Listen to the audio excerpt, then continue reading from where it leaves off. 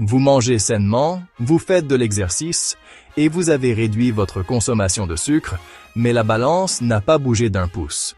Frustrant, n'est-ce pas? Décortiquons les 9 erreurs secrètes qui freinent votre perte de poids. Dans la vidéo d'aujourd'hui, nous allons parler des 9 raisons cachées pour lesquelles les gens ont du mal à perdre du poids. Si vous avez tout fait correctement, mais que vous vous sentez toujours bloqué, continuez à regarder parce qu'une fois que vous aurez identifié laquelle de ces erreurs s'applique à vous, les choses pourront enfin changer. Commençons. Numéro 1. Vous mangez plus que vous ne le pensez. Ça fait un peu mal à entendre, mais c'est la raison la plus courante. Des études montrent que les gens sous-estiment de près de 40% le nombre de calories qu'ils consomment. Imaginez un peu. Vous pensez peut-être manger 1500 calories, mais en réalité, cela pourrait être 2100, voire plus. Ce petit encas supplémentaire, la cuillerée de beurre de cacahuète, ou ce café sophistiqué avec juste un filet de crème, tout ça s'accumule vite. Et voici le piège. Les aliments sains peuvent quand même être riches en calories. Les avocats, les noix, les smoothies, les barres protéinées. Ils sont tous nutritifs, mais si vous les mangez sans contrôle des portions, ils peuvent facilement freiner votre perte de poids. La solution n'est pas de vous affamer, c'est la prise de conscience. Tenez un journal alimentaire pendant une semaine. Notez chaque bouchée, chaque gorgée, chaque grignotage. Utilisez une application de suivi des calories, non pas pour être obsédé, mais pour comprendre. Une fois que vous voyez les calories cachées, c'est comme allumer les lumières dans une pièce sombre. Soudain, le mystère de pourquoi le poids ne bouge pas prend tout son sens. Numéro 2. Vous buvez vos calories. Vous êtes peut-être strict avec vos repas, mais qu'en est-il de vos boissons? Ce latte du matin, le soda au déjeuner ou le jus de fruits sain. Ils contiennent tous des calories et du sucre caché.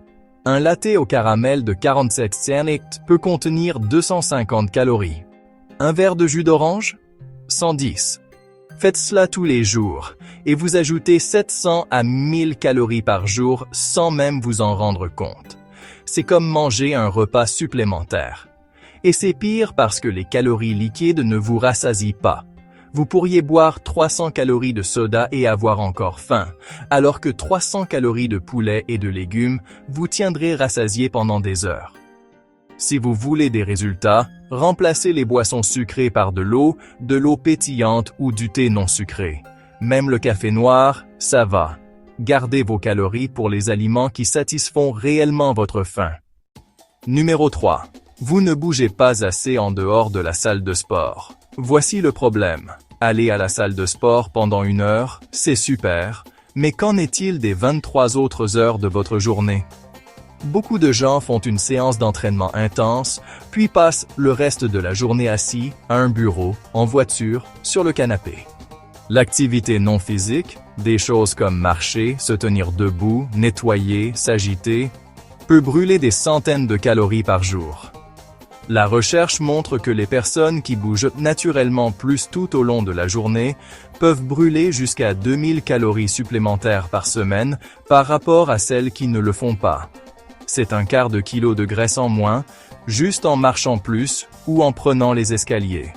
Alors, si vous ne perdez pas de poids, vérifiez votre mouvement quotidien. Atteignez-vous 8000 à 10 000 pas par jour ou atteignez-vous à peine 3000? Une solution simple, garez-vous plus loin, faites des pauses pour marcher ou faites des tâches ménagères. Les petits mouvements s'additionnent. Pensez à votre métabolisme comme à un feu de camp. Il a besoin de petites brindilles constantes pour rester chaud, pas seulement d'une grosse bûche 1 fois par jour. Numéro 4. Vous ne dormez pas assez. Cela surprend les gens, mais un mauvais sommeil peut saboter votre perte de poids autant qu'une suralimentation. Lorsque vous ne dormez pas suffisamment, votre corps libère plus de ghrelin, l'hormone de la faim, et moins de leptine, l'hormone de la satiété.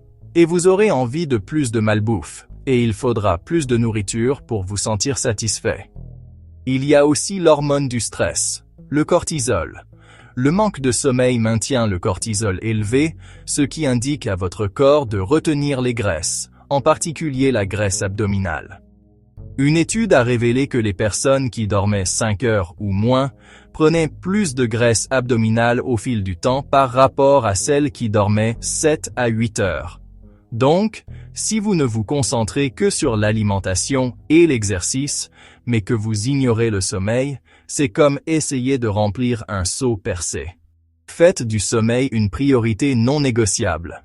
Visez 7 à 9 heures, ayez une heure de coucher constante et arrêtez la caféine après 14 heures. Vous serez étonné de voir à quel point il est plus facile de faire des choix sains lorsque votre corps est réellement reposé. Numéro 5. Vous êtes trop stressé. Le stress ne joue pas seulement avec votre esprit, il joue aussi avec votre tour de taille.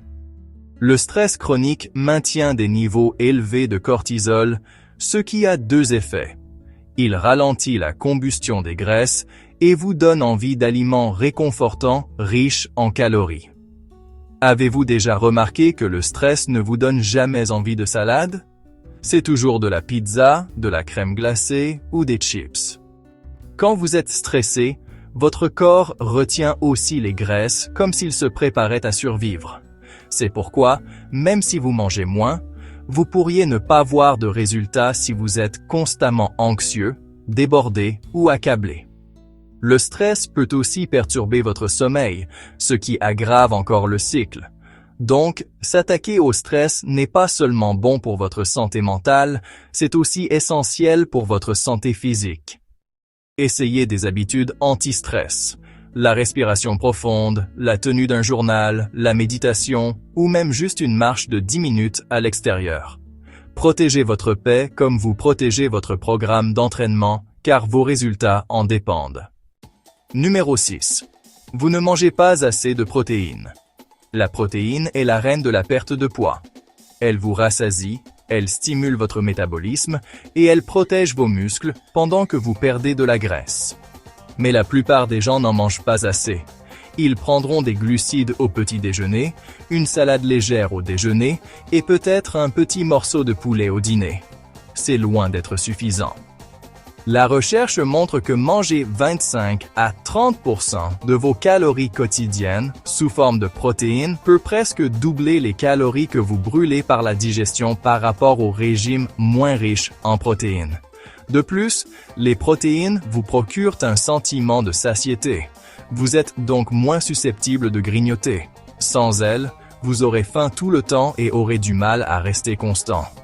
Pour y remédier, incluez des protéines à chaque repas. Des œufs ou du yaourt grec au petit déjeuner, du poulet ou du poisson au déjeuner, des haricots ou des lentilles au dîner. Même des collations comme le fromage cottage, la viande séchée ou les shakes protéinés peuvent aider. Considérez les protéines comme le pilier de votre repas, tout le reste s'articule autour d'elles. Numéro 7. Votre métabolisme a ralenti. Cela frustre beaucoup de gens. Lorsque vous suivez un régime agressif, votre corps s'adapte en ralentissant son métabolisme. C'est un mécanisme de survie. Votre corps pense que la nourriture est rare, alors il brûle moins de calories. C'est pourquoi les régimes draconiens ont souvent l'effet inverse. Vous perdez du poids rapidement au début, puis soudainement, plus rien ne fonctionne. Voici le piège. À mesure que vous perdez du poids, votre corps a également besoin de moins de calories pour se maintenir. Un corps plus petit brûle simplement moins qu'un corps plus grand. Donc, si vous continuez à manger de la même manière sans ajuster, vous pourriez sans le savoir manger à l'équilibre et non en déficit. C'est là que le plateau arrive. Pour corriger cela, ne vous affamez pas. Au lieu de cela, mangez suffisamment de protéines, faites de la musculation pour préserver vos muscles et prenez des pauses régime occasionnelles où vous mangez à l'équilibre pendant une semaine ou deux. Cela rassure votre corps que vous ne mourrez pas de faim. Cela empêche votre métabolisme de s'effondrer et vous aide à perdre de la graisse régulièrement au lieu de rester bloqué. Numéro 8. Vous n'êtes pas assez constant. Soyons clairs. Sauter d'un régime à l'autre, ou être sage toute la semaine pour tout gâcher le week-end, ça va freiner votre progression. La perte de poids ne vient pas de quelques jours d'effort, mais de semaines et de mois de constance. Pensez-y, 5 jours parfaits suivis de week-ends à 4000 calories, ça équivaut à 0 progrès. La plupart des gens sous-estiment à quel point l'inconstance est préjudiciable. Ils diront « mais je mange sainement la plupart du temps ». Sauf que, la plupart du temps, ne suffit pas si les autres fois annulent complètement le déficit. La constance ne signifie pas la perfection. Cela signifie accumuler de petites victoires jour après jour, même si vous trébuchez occasionnellement. La clé est la durabilité. Au lieu de régimes extrêmes, concentrez-vous sur une façon de manger avec laquelle vous pouvez vivre. Créez des routines qui ne s'effondrent pas tous les vendredis soirs. Les progrès seront peut-être plus lents, mais ils dureront. Et c'est ça le secret. Ce n'est pas l'intensité, mais la constance qui vous mènera à votre objectif. Numéro 9. Vous n'êtes pas assez patient. C'est ce que la plupart des gens ne veulent pas entendre. Dans un monde de thé détox de 7 jours et de défis minceur de 30 jours, on nous a appris à penser que la perte de poids devrait être rapide. Mais une perte de poids réelle et durable est lente. Si vous vous attendez à perdre 5 kilos en 10 jours, vous vous préparez à la déception. Voici ce qui se passe. Vous commencez fort, perdez quelques kilos, puis vous atteignez un plateau. Vous pensez que ça ne marche pas, alors vous abandonnez. Mais ce que vous ne voyez pas, c'est que votre corps s'adapte, équilibre les hormones et construit des habitudes plus saines. La perte de poids n'est pas une ligne droite, c'est plutôt des montagnes russes, des hauts et des bas, mais tant que la tendance est à la baisse, vous êtes sur la bonne voie. La vérité, c'est que les personnes qui réussissent sont celles qui restent constantes, même quand ça semble lent. Elles se concentrent sur les habitudes, pas sur les solutions rapides. Elles font confiance au processus, sachant que la patience finit par payer. Alors si la balance n'a pas bougé depuis une semaine, ne paniquez pas. Demandez-vous, suis-je en train de prendre de meilleures habitudes? Parce que si la réponse est oui, les résultats viendront.